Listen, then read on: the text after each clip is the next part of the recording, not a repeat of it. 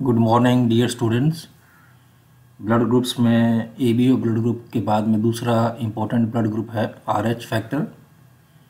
1940 में Landsteiner और AS Wiener ने मकाक रीसस बंदर है जो कि आरबीसी के अंदर एक विशेष प्रकार की एंटीजन का पता लगाया था।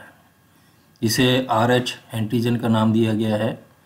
आरएच शब्द जो है वो रीसस से जुड़ा हुआ है।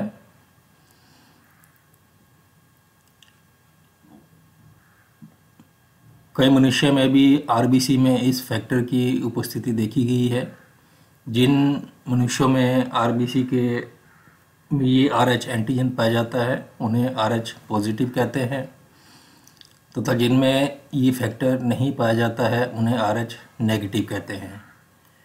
एक अध्ययन के अनुसार ये पता चला है कि वर्ल्ड के अंदर 85% जो लोग हैं आरएच पॉजिटिव हैं तथा 15% जो लोग हैं वो आरएच नेगेटिव है, अर्थात उनके अंदर एंटीजन नहीं पाया जाता है।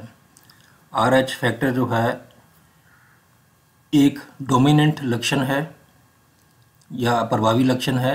जैसे आरएच पॉजिटिव प्लस का निशान लगाते हैं प्रभावी लक्षण है, आरएच नेगेटिव निशान लगाते हैं तो ये अप्रभावी लक्षण है। इस फैक्टर की उपस्थिति के आधार पर जो ब्लड ग्रुप्स को है उसको A+, B+, AB+ और O+, जिनमें ये एंटीजन पाया जाता है और जिनमें नहीं पाया जाता है उन्हें A negative, B negative, AB negative तथा O नेगेटिव के नाम से दर्शाया जाता है। RH जो ब्लड ग्रुप है व्यक्ति के रक्त में कोई एंटीबॉडी नहीं पाई जाती है जो आरएच एंटीजन या कारक के विरुद्ध प्रतिक्रिया प्रदर्शित करे या एग्लूटिनेशन का रिएक्शन करे। परंतु यदि आरएच नेगेटिव रक्त समूह वाले व्यक्ति के शरीर में यदि आरएच पॉजिटिव रक्त समूह का रक्त दिया जाता है तो उसमें आरएच फैक्टर के विरुद्ध प्रतिक्रिया करने वाली एंटीबॉडीज़ का निर्माण हो जाता है। ये एबीओ ब्लड ग्रुप्स में मैंने बताया था कि किसी भी फॉरेन एंटीजन के प्रति पहले से ही हमारे शरीर में एंटीबॉडीज़ नहीं होती हैं, सिर्फ इसका अपवाद एबीओ ब्लड ग्रुप है।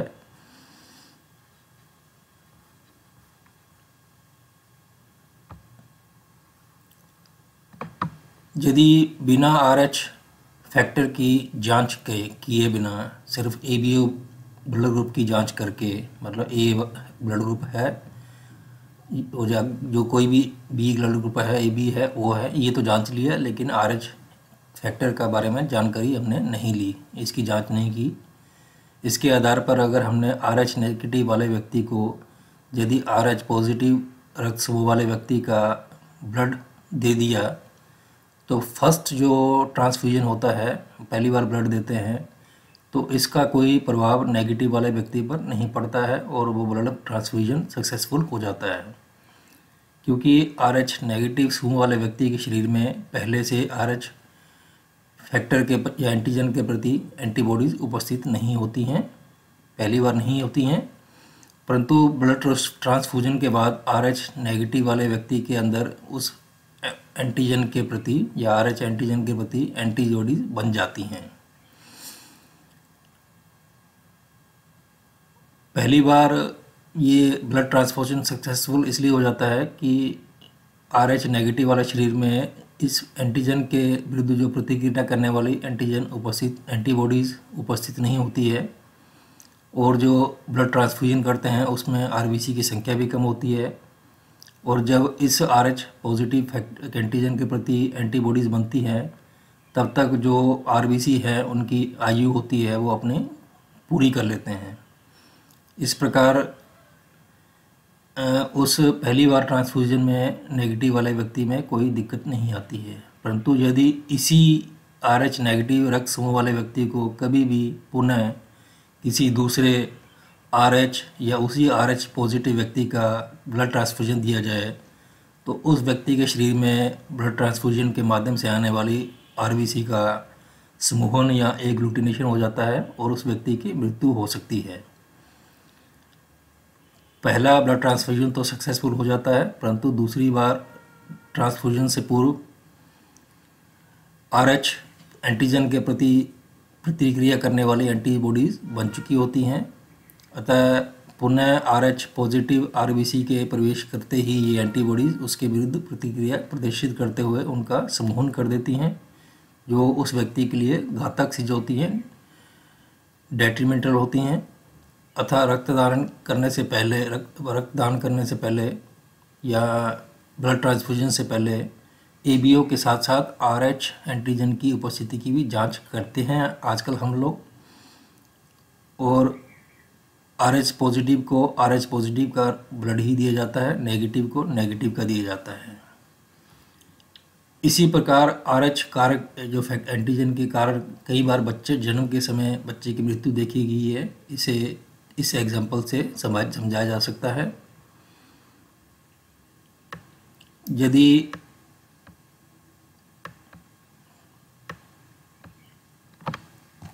RH नेगेटिव स्त्री किसी RH पॉजिटिव पुरुष से विवाह कर गर्भ धारण करती है, वह उसके गर्भ में मान लीजिए जो फीटस है वो या एम्ब्रियो है RH पॉजिटिव है, तो माता RH नेगेटिव है और बच्चा जो पल रहा है वो RH पॉजिटिव है। तो RH जो माता है उस RH एंटीजन के प्रति सक्रिय हो जाती है और उसके अंदर माता के अंदर एंटीबॉडीज़ बन जाती हैं, जो कि RH एंटीजन बच्चे के अंदर होता है। ये एंटीबॉडीज़ जो एंटीजन्स हैं ये प्लेसेंटा के द्वारा माता में चली जाती हैं और एंटीबॉडीज़ जो हैं माता के प्लेसेंटा के द्वारा बच्चे में जा सकती हैं। तो जो एंटीबॉडीज़ बनती हैं प्रथम संतान के समय इतनी मात्रा नहीं हो पाती हैं कि वो कुछ दिक्कत बच्चे को कोई दिक्कत है। तो जो प्रथम संतान होती है वो सामान्य रूप से जन्म लेती है, परंतु माता के अंदर RH एंटीबॉडीज़ का निर्माण हो चुका होता है।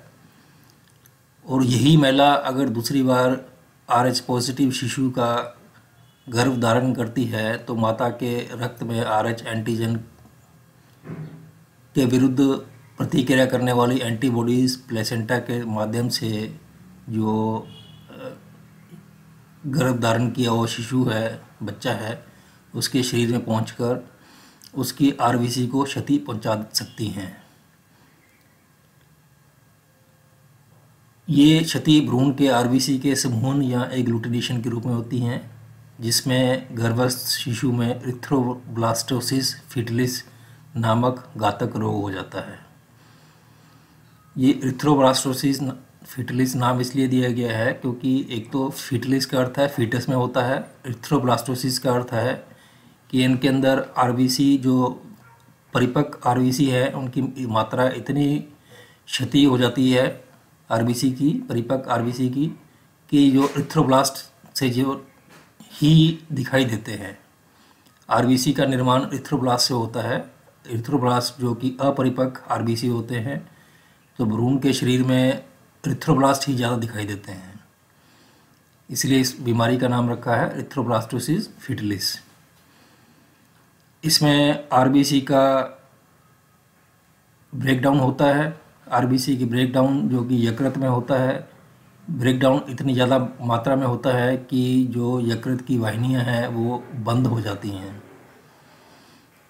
बंद होने से जो पित्त जो कि अपने लीवर से छोटी आंत में आता है, उसकी बजाय ये ब्लड के अंदर चला जाता है, बाइल या पित्त, और ये बाइल पूरे शरीर में फैल जाता है, जिससे जॉन्डिस भी हो जाता है, पीलिया कहते हैं इसको। और आरबीसी के इतनी ज़्यादा मात्रा में वो लाइसिस होने से, या इसको हेमोलाइसिस कहते हैं और इसको हेमोलाइटिक रोग भी कहते हैं, उस संतान की मृत्यु हो जाती है।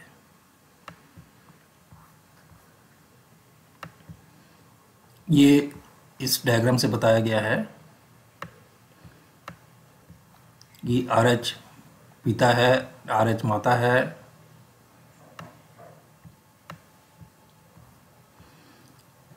और ये RH नेगेटिव पॉजिटिव भ्रूण है। ये RH पॉजिटिव प्रथम संतान में कोई दिक्कत नहीं होती है क्योंकि सिर्फ एंटीजन ही आती है और माता में एंटीबॉडीज़ की मात्रा कम बनती है।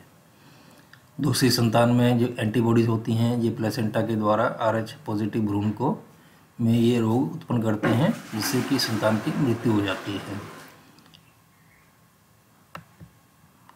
नेक्स्ट जो फैक्टर आता है वो MN फैक्टर है, MN एंड तीसरा जो ब्लड ग्रुप है, इस ब्लड ग्रुप के अंदर M और N दो एंटीजन पाई जाती हैं, परंतु इसके लिए कोई हमारे शरीर में एंटीबॉडीज़ नहीं बनती है, इसलिए इस ब्लड ग्रुप का कोई ब्लड ट्रांसफ्यूजन में कोई रोल नहीं है, इसलिए हम इसका कोई टेस्ट वेस्ट भी नहीं करते हैं।